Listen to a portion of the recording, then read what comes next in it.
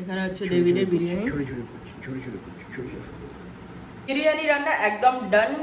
জানি না কিরকম খেতে হয়েছে, কারণ এখনো অব্দি লাঞ্চ কেউ করিনি। এখন যাচ্ছি একটা জায়গায়, তো চলো আমার সাথে তোমরা। আমরা বেরিয়ে গেছি আর আমরা এখন যাচ্ছি বলবো না। আর সামনেই আছে এই যে বাপিয়া শান।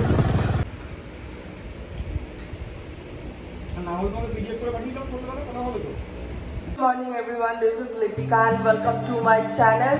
তো আজকে হচ্ছে বুধবার দিন, আজকে হচ্ছে ছুটি। এবারে আমি প্রচুর ছুটি পাচ্ছি এই মাসে। আমি মানে এত ছুটি পাচ্ছি যে আমি নিজেকে বিশ্বাস করতে পারছি না।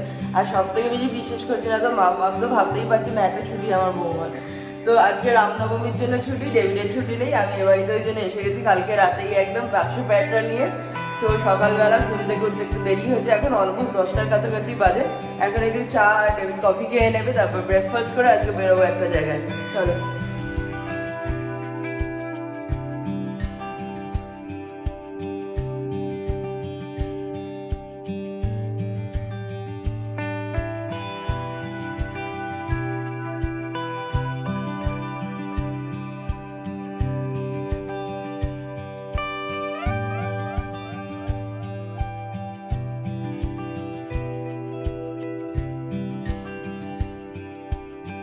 এই যে আমার চা হয়ে গেছে এখানে একদম রেডি। সকালবেলা, সকাল না এবার দুপুরতেই চললো যদিও, গরমা গরম চা। এখানে ড্যাডি হচ্ছে ধ্যান করছে বসে একটুখানি, পিএনপিসি করছে শ্বশুর শাশুড়িকে নিয়ে। ডেভিড অফিসের জন্য রেডি। এনা চা। Thank you. নিজে তো কোনোদিনও করে খাওয়াতে পারো। ও না না, তুমি খাওয়া, সরি ভুল করে ফেলতে বলে দিয়েছি। কমেন্ট সেকশনে কিস্তি মারো। ছি ছি ছি ছি ছি। তো প্রাতর রাশি কি খাবে বাবা? একটু মুসলি দেবো দুধ দিয়ে কলা দিয়ে। একটা অন্য ব্লগ চালাচ্ছি, কিন্তু কপিরাইট এসে যাবে। কেন কি খাবে বলো? তুমি জিনিসকে কখন না এই হচ্ছে আনাজপত্র কাটতে বসেছে দুপুরের মধ্যাহ্ন ভোজে রান্না বান্নার জন্য সব জিনিসপত্র। তো আজকে আমাদের ব্রেকফাস্ট হচ্ছে পরোটা আর সাথে তরকারি আছে, আর লাঞ্চে হবে হচ্ছে বিরিয়ানি। ভাজা চলছে বিরিয়ানির আলু।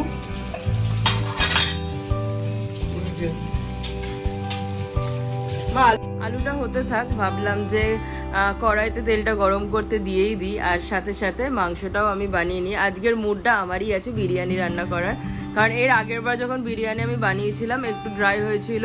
তো আমি ভাবলাম আজকে একদম ডেভিডের পছন্দ মতো এক্সট্রা অয়েল এক্সট্রা ঘি দিয়ে একটুখানি বিরিয়ানি বানিয়ে নেওয়া যাক।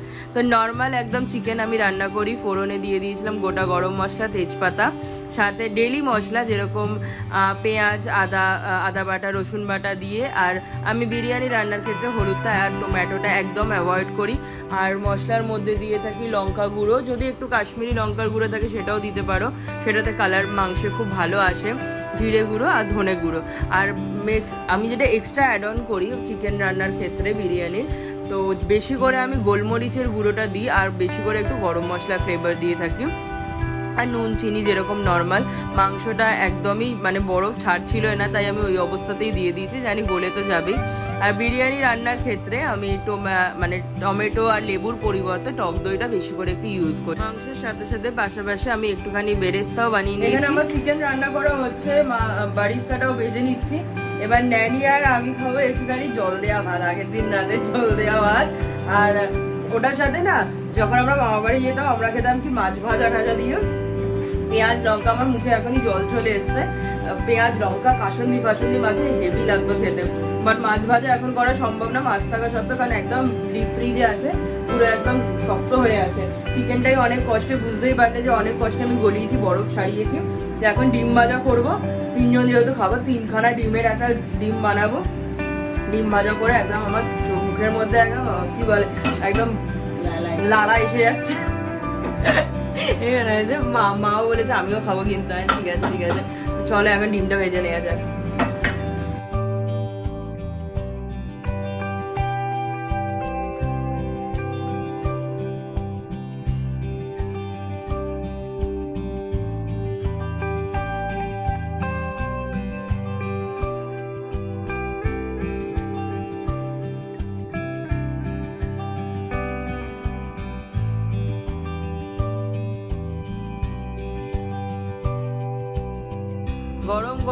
ভাজা, সাথে ঠান্ডা ঠান্ডা জল দেওয়া ভাত, আহা অমৃত। এবার আমি মাংস রান্নায় ফোকাস করি, দিয়ে দিয়েছি গরম মশলা, আর যেটা বলেছিলাম বেশি করে গোলমরিচের গুঁড়ো। মাংসটা এখন হতে থাক, আমি বরঞ্চ বিরিয়ানিটা বসানো শুরু করে দিই। বেশি করে একটু ঘি গলিয়ে নিচে আমি প্রথমেই দিয়ে দিয়েছিলাম, যাতে বেশি লেগে না যায় আর অয়েলি ভাবটা থাকে। তারপরে দিয়ে দিয়েছিলাম সেদ্ধ করে রাখা চালগুলো, আর সাথে আমি দিতে থাকি প্রত্যেকটা লেয়ারেই নুন, মিষ্টি, গোলমরিচের গুঁড়ো আর গরম মশলার গুঁড়োটা। কারণ একবারে দিয়ে দিলে জিনিসটা হতে থাকে, মানে মেশে না ঠিকঠাকভাবে, আর আমার এটাতে খুব ইজি লাগে। এখানে আমার চিকেন একদম তেল ছেড়ে দিয়েছে, আহা দারুণ হয়েছে। দিয়ে দিলাম ফার্স্ট লেয়ারে সব কটা আলু দিয়ে দিয়েছি, আর চিকেনটার ম্যাক্সিমামটাই দিয়েছি।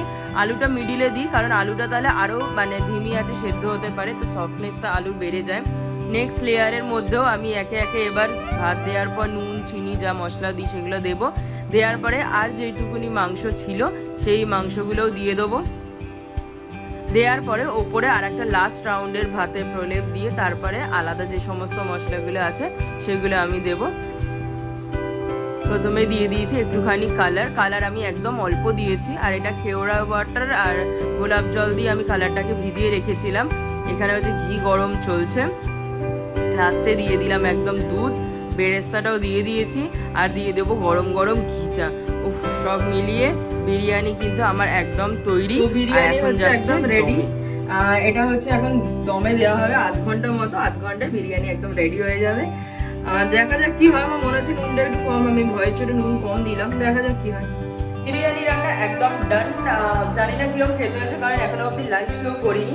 এখন যাচ্ছি একটা জায়গায়, তো চলো আমার সাথে তোমরাও, আর তারপরে এসে আমরা লাঞ্চ করবো।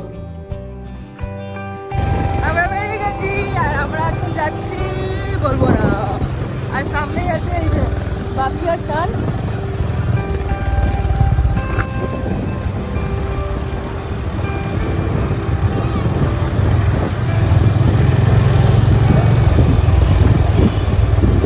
আমরা এসে গেছি টিভিএস এর শোরুম। এটা হচ্ছে গৌরীবাড়ির একদম মুখে, এই গৌরীবাড়ির ক্রসিং থেকে একদম এখানে, মানে ব্রিজ থেকে নামলেই, এই ব্রিজ থেকে নামলে একদম কাছে এই শোরুমটা।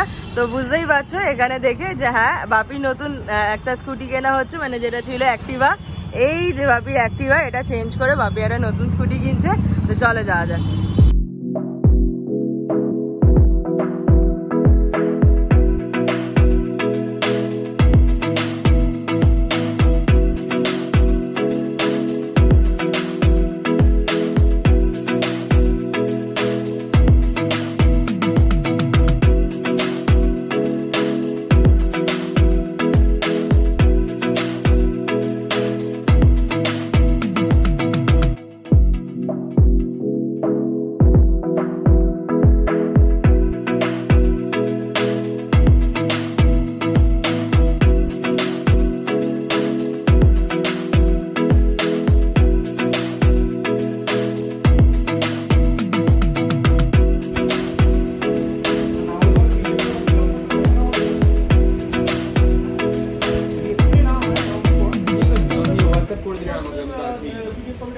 আছে তো আপনার?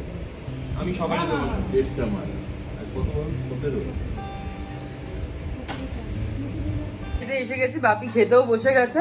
চলো আমরাও এখন খেয়ে নিই।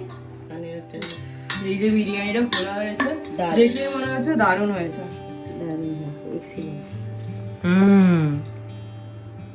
আরসালান ফেল, মা বলছে আরসালান ফেল। চলো খেয়ে দেখা যাক। এখানে হচ্ছে ডেভিডের বিরিয়ানি।